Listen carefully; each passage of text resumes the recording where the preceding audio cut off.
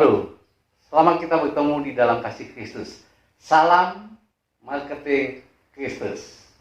Saudara pengusaha, para marketing yang dikasihi Tuhan, kita akan bersama-sama membahas tentang satu topik yang berjudul ada cara mengambil keputusan yang tepat dalam keadaan yang terjepit. Sekali lagi, cara mengambil keputusan yang tepat dalam keadaan yang terjepit.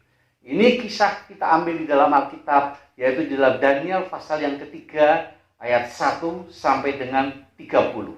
Kita tahu cerita ini, bagaimana problem yang dihadapi oleh tiga pahlawan iman kita, yaitu Sadrak, Mesah, dan Abednego. Ketiga pahlawan ini, dia mendapat satu posisi yang luar biasa, namun ada waktu tertentu dia harus menyembah patung Nebukadnezar, dan kalau tidak, maka dia, hukumannya mereka bertiga akan masuk ke dalam dapur api. Saudara pengusaha, para marketing yang dikasihi Tuhan, ini keadaan yang sedang terjepit, dan Sadrak, Mesah, dan Abednego harus mengambil keputusan yang tepat. Bukankah hal ini sama dengan saudara dan saya dan kita semua? Terkadang kita di dalam kehidupan kita harus dipaksa untuk mengambil keputusan yang tepat karena keadaan yang kita alami terjepit. Dan bagaimana cara kita mengambil keputusan dalam situasi yang terjepit? Mari kita belajar daripada tokoh iman yang bisa katakan Sadrak, Mesah, dan Abednego. Bagaimana cara mengambil keputusan yang tepat dalam keadaan yang terjepit. Hal yang pertama adalah kita harus punya komitmen yang kuat terhadap tujuan hidup kita. Jadi pada saat kita dalam posisi terjepit dan kita mengambil keputusan, maka keputusan itu didasarkan dengan komitmen yang kuat tentang kehidupan dan tujuan hidup kita. Tujuan hidup kita apa? Dan itu dasar untuk kita mengambil suatu keputusan. Di dalam Daniel 3 ayat 28b dikatakan bahwa ia telah, karena mereka tidak mau memuja dan menyembah Allah manapun kecuali Allah mereka.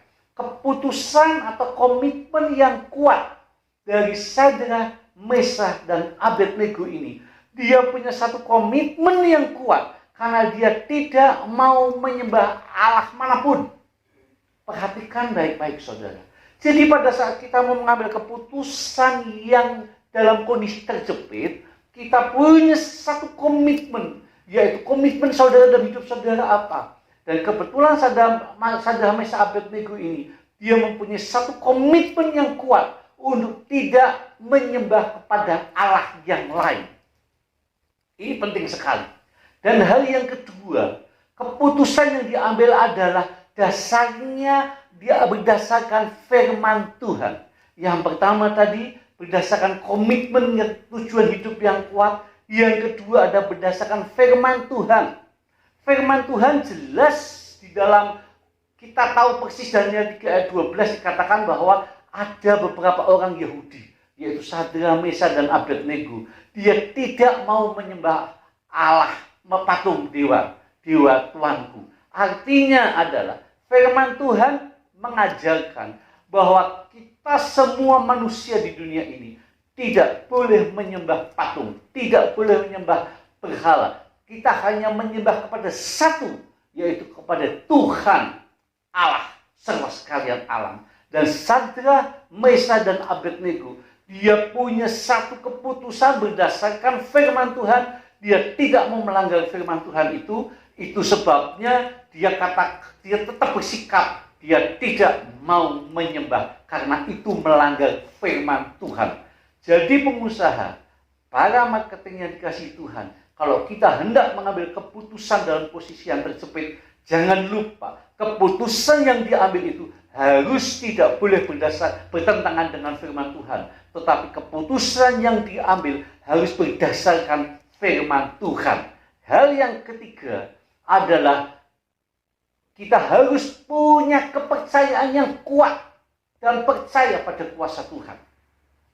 Tidak gampang, saudara pengusaha dan para marketing. Tapi dalam posisi yang terjepit, kita harus punya dasar kepercayaan yang kuat agar apa yang kita lakukan ini kita percaya bahwa Tuhan menolong kita.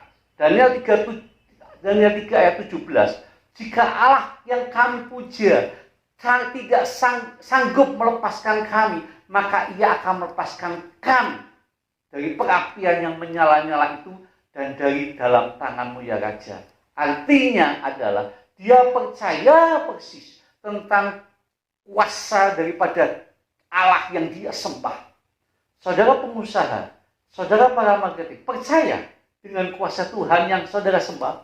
Percayakah saudara bahwa keputusan yang saudara ambil itu, saudara Allah yang kita sembah mampu menyelesaikan masalah kita? Percayalah.